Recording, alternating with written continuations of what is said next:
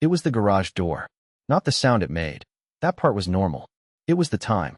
5:42 a.m. She was home. I was supposed to be asleep. But when you've been faking sleep long enough, your body gets real good at pretending for others, and terrible at pretending to itself. She tiptoed through the hallway like she was sneaking past a landlord, not a husband. Boots in hand, hair tied differently than when she left.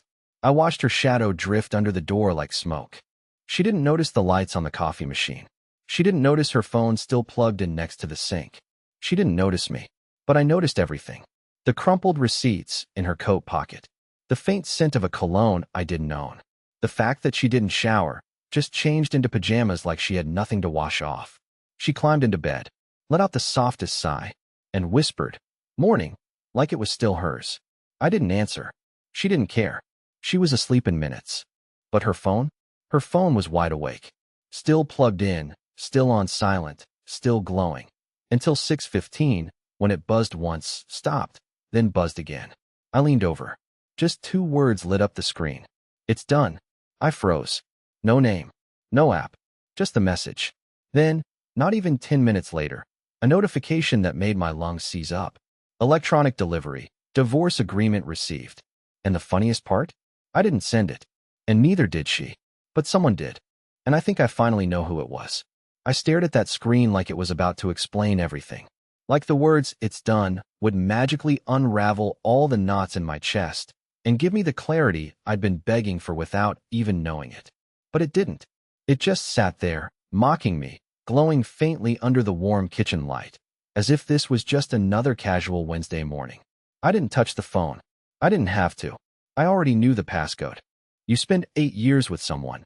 You learn all the little things. Her code wasn't even clever, just her childhood dog's birthday. She used to joke it was safer than mine. I guess the joke's still going. My fingers hovered over the screen. Just one swipe and I'd know everything.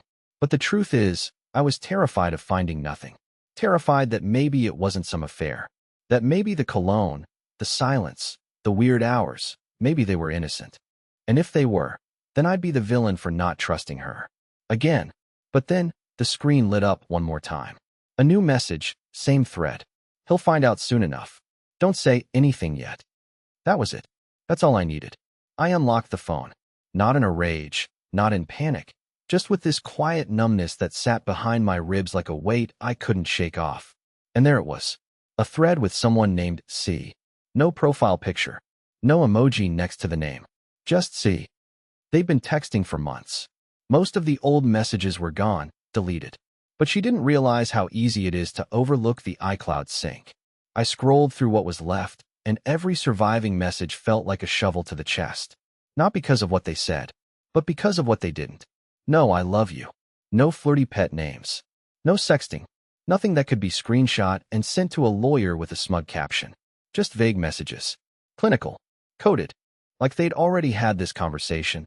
Like this was all just cleanup. "Did you print the copy? It's in the folder with the rest." "You're sure he's not suspicious?" "He's not. He never is." That's why this'll work. I was shaking. She was right there. Asleep. In the bed we bought together. Under the blanket I paid for. On the memory foam mattress I picked out because her back used to hurt. I wanted to wake her up. I wanted to scream and throw the phone at the wall and demand answers. But my body wouldn't move. And then a new message came in. This one wasn't from C. It was from my mother-in-law. "Please talk to me before you do anything rash. She's not thinking clearly." I froze. That wasn't about me. That wasn't about anything I did. That was about her. About whatever she had planned. About something already in motion. Something bigger than just sneaking home at 5:42 in the morning. I slowly put the phone down and backed away from the counter like I'd just stumbled into a crime scene. Because I had. And I was the victim. Only problem was, the killers were still in the house. I didn't go to work that day. I told my boss I had food poisoning, which wasn't entirely untrue.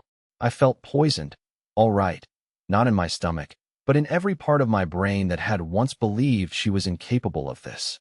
I sat on the couch, eyes locked on the hallway where she still slept, like the walls might whisper something if I stared hard enough. I couldn't shake the message from her mother. She's not thinking clearly. Not cheating. Not lying. Not hiding. Not thinking clearly. That line stuck with me. It implied something bigger, something messier than an affair, something dangerous, something that wasn't just betrayal, but premeditation. And it made me wonder, was this still about love? Or was it about something else entirely? By 10:15 a.m., she finally stirred. I heard her yawn from the bedroom, the familiar padding of her feet toward the kitchen, like it was just another lazy weekend morning. She didn't know I'd read her texts. She didn't know I hadn't gone to work. And I didn't want to tip her off. Not yet. She walked in wearing one of my old hoodies, hair pulled back like she always did when she didn't feel like talking. She poured herself coffee, barely glanced at me. "You okay?" she asked, voice groggy. I just nodded. "You're quiet." I didn't sleep much. She mumbled something about hormones and bad dreams, kissed my forehead like I was a puppy, then disappeared back into the bedroom with her coffee. That's when I remembered the text. It's in the folder with the rest. We only had one folder system in this house. A cheap plastic filing drawer in the guest room closet, tucked behind Christmas wrapping paper and unopened Amazon returns. She always said it was for the boring stuff. Warranties, taxes, medical records. I never touched it. She handled all the finances, the bills, the paperwork. I let her. Honestly, I liked not knowing. I liked trusting her. But now, I didn't trust the paint on the walls. I waited until the shower turned on. She always took long ones, 15 to 20 minutes minimum. I opened the closet as quietly as I could and pulled out the drawer. There were dozens of manila folders, each labeled in her perfect, careful handwriting. Utilities. Mortgage. Vet. 401k. Nothing suspicious, until I got to one at the very back with no label at all. It wasn't in the drawer. It was hidden behind it.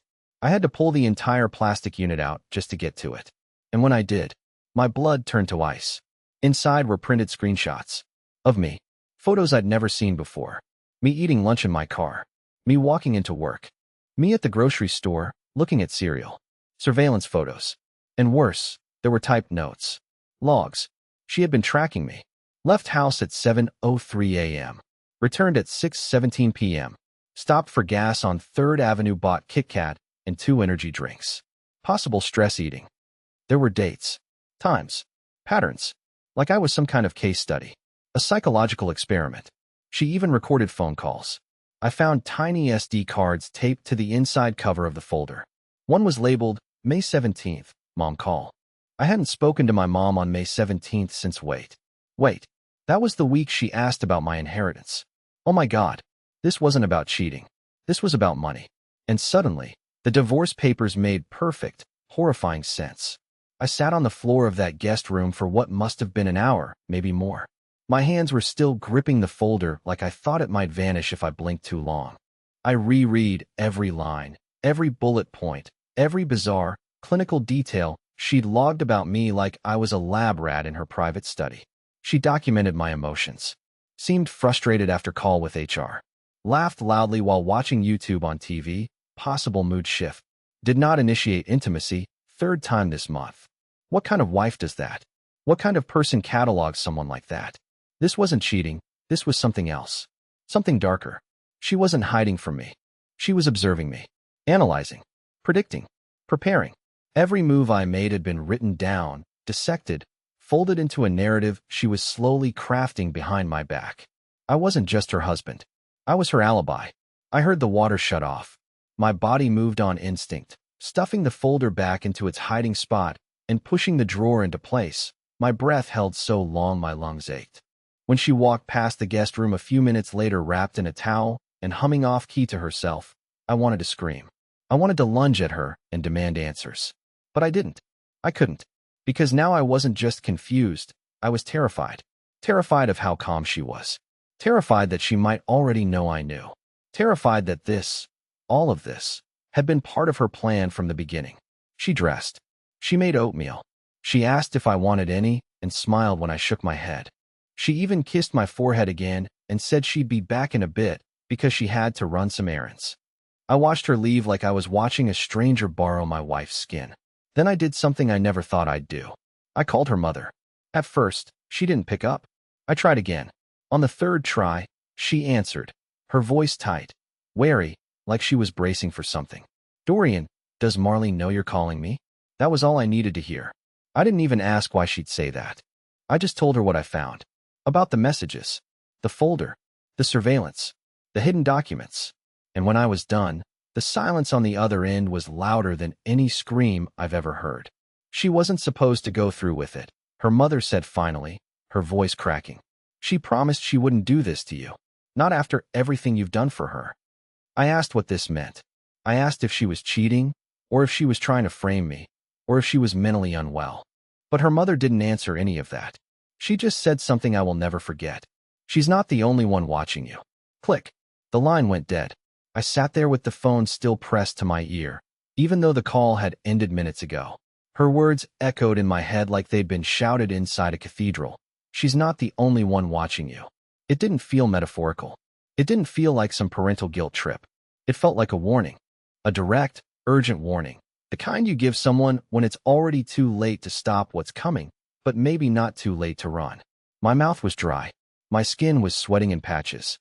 I stared at the corners of the room, at the smoke detector, at the air vents. And then something inside me cracked open. A realization so dumb and obvious I hated myself for not seeing it sooner. 2 weeks ago, I came home and noticed the thermostat had been updated. I hadn't touched it. Marley claimed she was trying to make the house more efficient.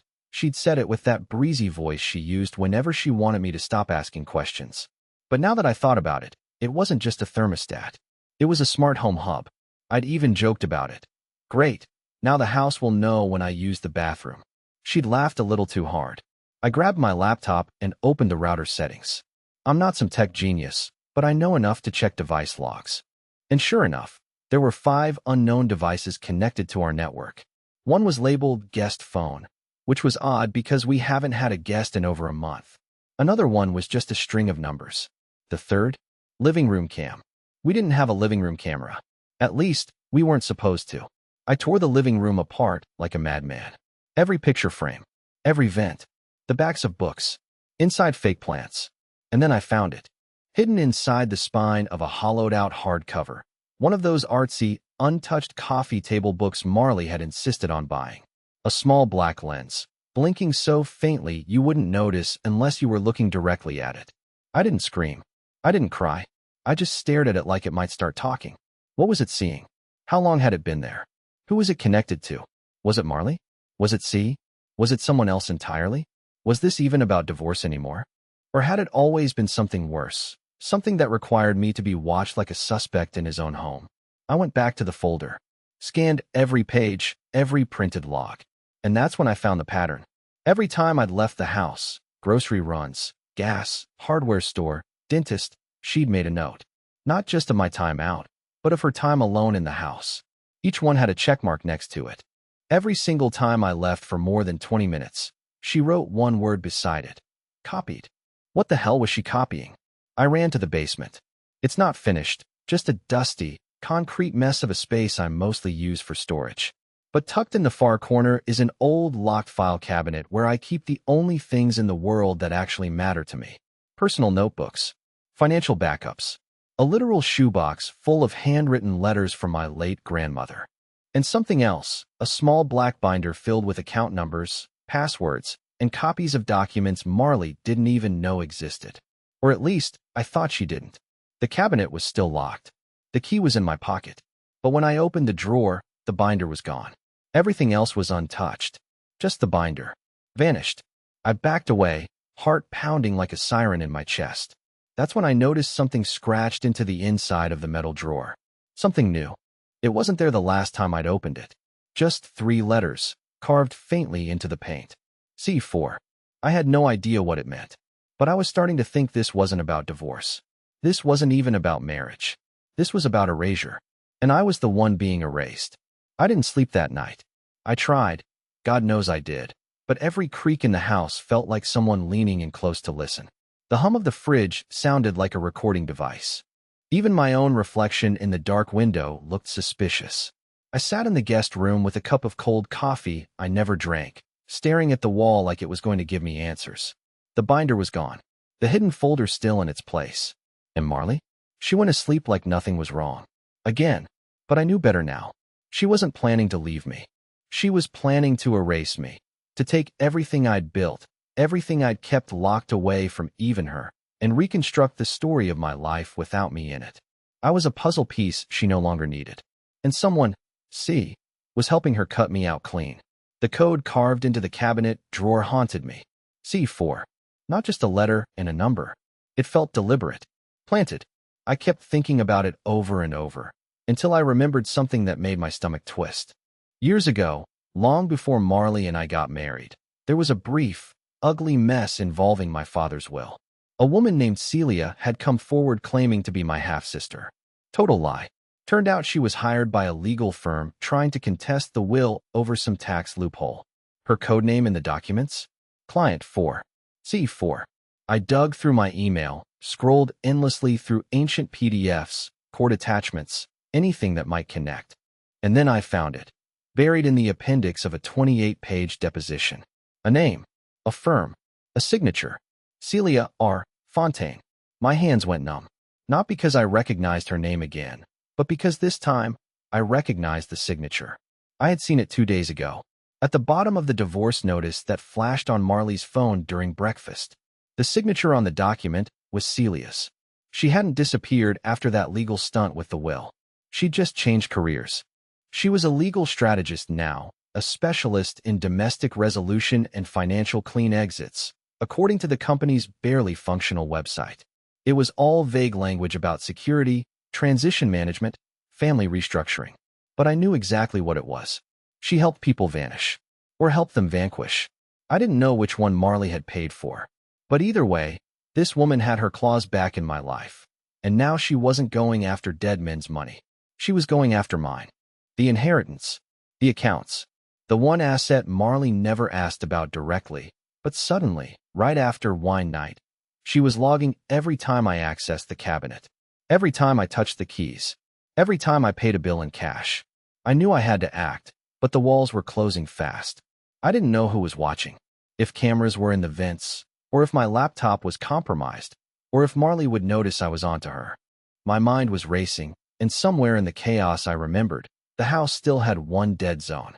One spot with no Wi-Fi coverage, no security feed, no Bluetooth overlap. The back shed, beyond the vegetable garden she gave up on last spring. I ran there just before sunrise. My breath was fogging, hands shaking.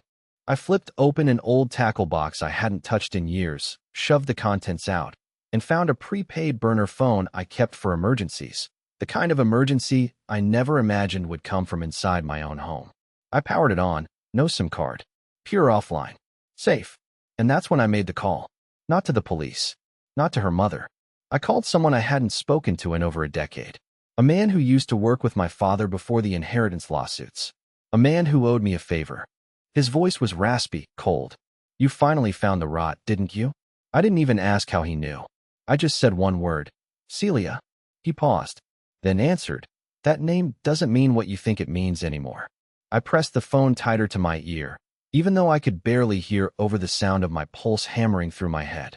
His voice on the other end hadn't changed much, still low, still hard like gravel, like he'd been chewing secrets his whole life and never learned how to spit them out gently. I hadn't spoken to him since I was 22. His name was Byron, my father's former accountant, or at least that's what I used to believe. Turns out, he did more than balance numbers. He protected them. And now, years later, I realized my father didn't just leave me money. He left me enemies. Celia was never just a legal pawn, Byron said. She was a plant. Your father knew someone would come for his assets after he was gone. So he made it complicated. He created layers, traps, and, he paused, ghost clients. You weren't the only one being watched, Dorian. You were just the only one who didn't know it. I felt my knees lock. You're saying Marley's working with her? No, he said sharply. I'm saying Marley might be her. The words hit me so hard, I didn't even register that I'd dropped the burner phone. It clattered onto the dusty shed floor, screen still glowing faintly in the dimness. My breath caught in my throat.